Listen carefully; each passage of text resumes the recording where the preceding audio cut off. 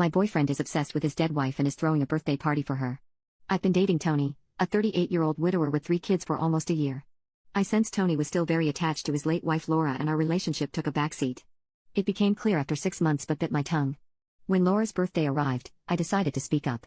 Tony invited me, his family, and former in-laws. I joined, unaware of how awkward it would be.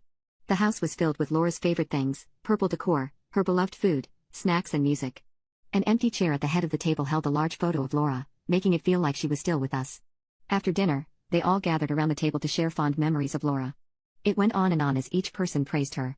Worst of all, there were several comments about Laura being one of a kind, second to none, and irreplaceable.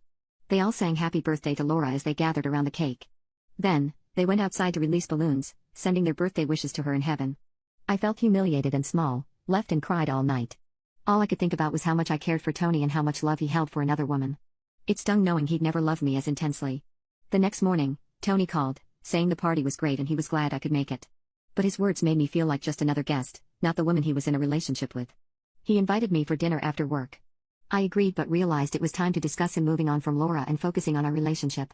When I arrived at his messy house, he apologized for not having food and suggested we clean up the party mess and reheat leftovers later.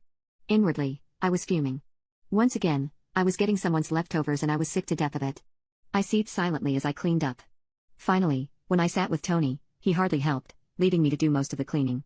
After a long day of work, I was exhausted, angry, hungry, and on the verge of exploding. Kath, if you don't mind, why don't you throw some food in the microwave, will you? Let's relax a while. It's been a long day. I lost it and let out all my bottled-up frustrations. I went on about how I was sick and tired of being treated like a maid and a servant. I'd helped with his kids, cleaned his house, provided companionship and intimacy, but Laura remained his greatest love.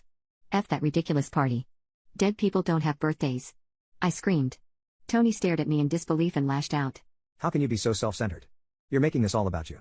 I felt overwhelmed. I said I didn't have to clean up the party mess, I could have stayed home. I'm tired of my needs not being met and being second to someone I don't even know or care about. I feel like my feelings are minimized.